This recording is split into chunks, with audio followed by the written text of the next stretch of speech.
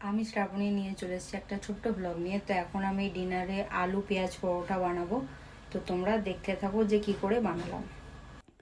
So এখানে আমি 3টে মিডিয়াম সাইজের আলু নিয়েছি।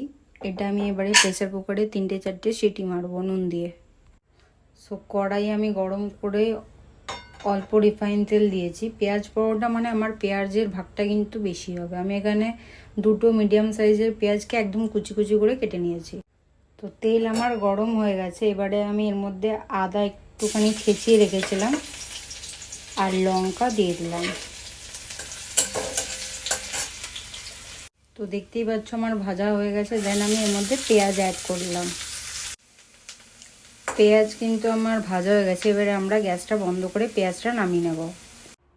তো আমি এখানে আলুগুলো সেদ্ধ করে নিয়েছিলাম। আমি এর মধ্যে পেঁয়াজ যেটা ভাজলাম সেইটা, অল্প পরিমাণে হলুদ, একটু কাশ্মীরি লঙ্কার গুঁড়ো, আজওয়াইন, নুন, কাসুরি মেথি আর ধনে পাতা দিয়ে এটা আমি মাখবো। আমার কিন্তু আলুর স্টাফিংটা রেডি। এবারে আমি ময়দা মেখে নেব। A few moments later.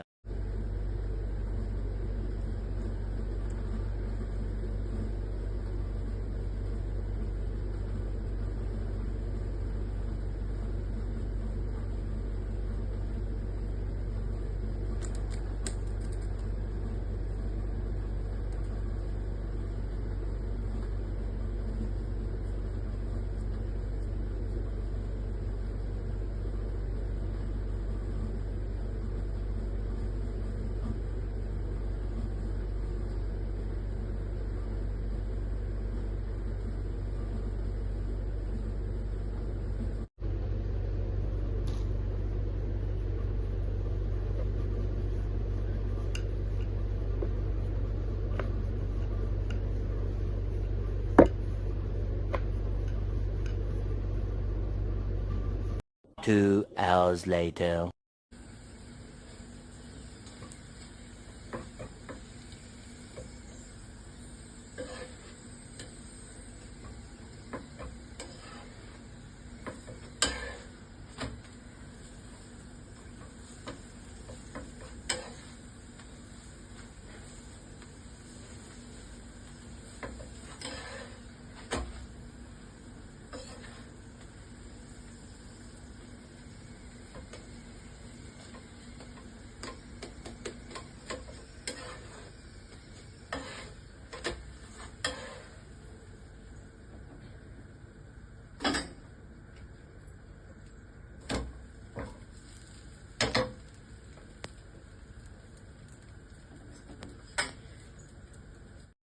A few moments later.